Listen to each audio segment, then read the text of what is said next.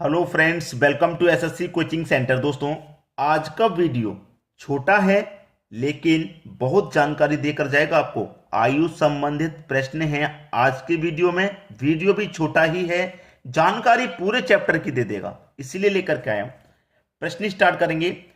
ए व बी की वर्तमान आयु का अनुपात 3:5 है। दो व्यक्ति हैं, देखिए ए और बी, ये दो व्यक्ति हैं आपके पास, ठीक है। ये दो व्यक्ति हो गए ए और बी।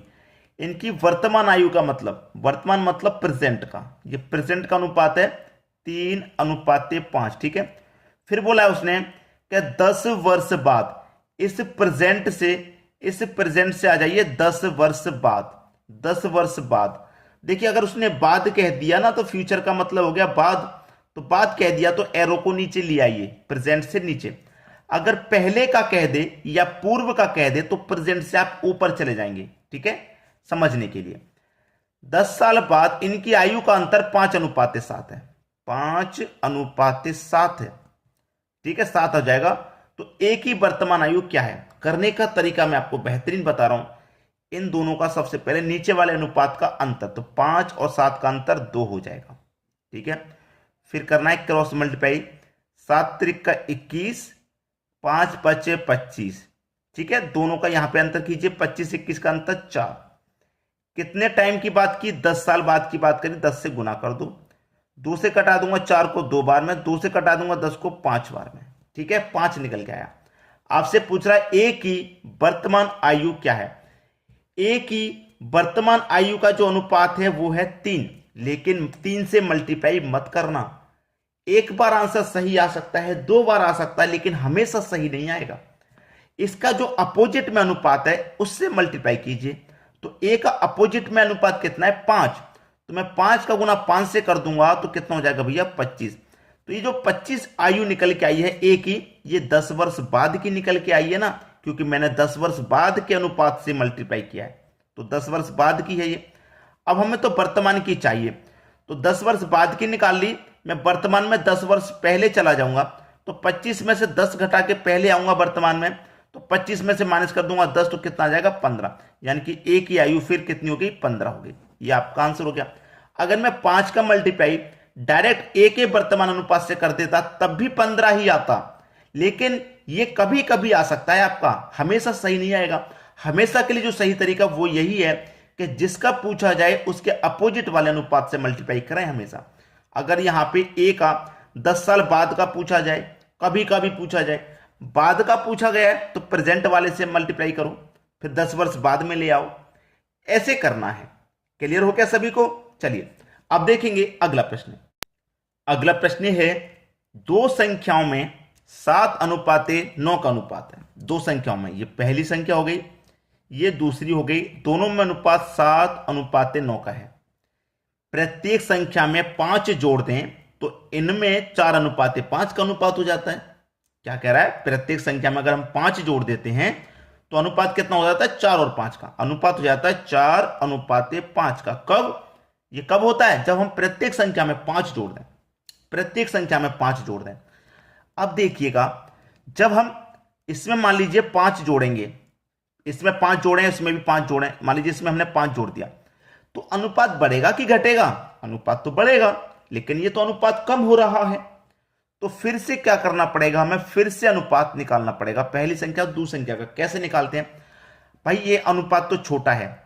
अब मैं यहां पे 7 का और यहां पे अंतर कर लूं, 7 का 4 का अंतर 3, और यहां 9 के और 5 का अंतर कर लूं 4, तो अंतर अलग अलग आ रहा है ना, मेरा अंतर सेम आना चाहिए। तो देखिए मेरा अनुपात यहां कितना था, पहले 7:9 था, बाद में कितना हो गया, 4:5 हो गया। 5 जोड़ दें तो 4:5 हो जाता है।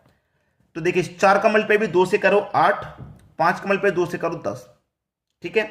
अब 7 से 8 में 1 का अंतर और 9 से 10 में भी 1 का अंतर। अब सही हो गया, अंतर अलग अलग आ रहा था, पहले 3 और पहले 4, अलग अलग नहीं, अंतर 1 आना चाहिए। और जब हम किसी संख्या में कुछ जोड़ रहे हैं तो वो संख्या बढ़ेगी, उनका अनुपात भी बढ़ेगा, लेकिन यहां तो घटा के दे दिया था, तो अनुपात बढ़ाने के लिए क्या करते हैं, 2 से मल्टीप्लाई कर देते हैं, ठीक है। अब देखिए कितना बढ़ रहा है, 1 बढ़ रहा है, अनुपात में कितना बढ़ रहा है, 1, और रियल में कितना बढ़ रहा है, 5। रियल में 5 बढ़ रहा है, जबकि अनुपात में 1 और रियल में 5। तो 1 की वैल्यू 5 के बराबर, पूछा क्या है कि बड़ी संख्या ज्ञात करें। भाई अनुपात में जो बड़ा होगा वही बड़ी संख्या होगी। अनुपात में फर्स्ट 7 है, सेकंड 9 है, तो अनुपात में बड़ा कौन? 9, तो बड़ी संख्या 9 हो जाएगी। तो 5 का मल्टीप्लाई 9 से कर दो, 5 ने 45, तो बड़ी संख्या जो होगी वो 45 हो जाएगी। ये हो जाएगा बिल्कुल सही जवाब। समझ में आ गया? आज के बाद इन प्रश्नों में कोई कंफ्यूजन मत रखना, आसानी से कर लेना। अब देखते हैं अगला क्वेश्चन। अगला क्वेश्चन है, दो धातुओं के 80 ग्राम मिश्रण में दोनों का अनुपात 5:3 है। पहला और ये दूसरा धातु, दोनों धातु हो गए, पहले का अनुपात 5 और दूसरे का अनुपात 3 है। ठीक है, 5:3 है। अब उसने बोला है कि दूसरी धातु की कितनी मात्रा बढ़ा दी जाए कि अनुपात 5:4 हो जाए। 5:4 हो जाए। प्रश्न को समझना, उसने बोला है कि दूसरी धातु की कितनी मात्रा बढ़ा दें। हम जो मात्रा बढ़ा रहे हैं दूसरी धातु की बढ़ा रहे हैं, इसलिए अनुपात में भी दूसरे में चेंजिंग हो रही है। अनुपात में 1 बढ़ रहा है। पहली धातु का कुछ नहीं कर रहा, वो दूसरी धातु की मात्रा बढ़ा रहा। तो पहली तो हमारी सेम है, पहले भी 5 थी, अब भी 5 रहेगी। जब हम पहले की कोई मात्रा बढ़ाएंगे नहीं तो वो तो जितनी है उतनी रहेगी। दूसरी धातु की मात्रा बढ़ाई गई है केवल। ठीक है, तो हमारे पास टोटल मिश्रण कितना है? हमारे पास जो मिश्रण है वो है 80 ग्राम का। ये योग हो गया ना, दोनों का मिश्रण का योग हो गया हमारे पास 80 ग्राम, और अनुपात का दोनों का योग कर लेंगे तो 8 हो जाएगा। तो 8 से मैं 80 को कटा दूंगा तो कितनी बार में जाएगा? ये जाएगा 10 बार में। इसका मतलब एक की वैल्यू कितनी हो गई? 10। एक की वैल्यू 10 हो गई। और अनुपात में कितना बढ़ रहा है भैया? एक ही तो बढ़ रहा है, तो एक की वैल्यू 10। तो यहां पे दूसरी धातु की कितनी मात्रा बढ़ा रहे हैं? अनुपात में 1 बढ़ा रहे हैं, और रियल में कितनी बढ़ेगी? 10। तो यही आपका सही जवाब हो गया कि 10 ग्राम बढ़ेगी दूसरी की मात्रा। भाई दूसरी धातु की मात्रा कितनी बढ़ेगी? 10 ग्राम। यही आपका आंसर हो गया। ठीक है, दूसरी धातु की मात्रा कितनी बढ़ेगी? 10 ग्राम बढ़ेगी। यही आपका आंसर हो गया। तो मैंने बोला था ना कि वीडियो छोटा है लेकिन बहुत नॉलेज दे के जाएगा, तो शेयर जरूर करें।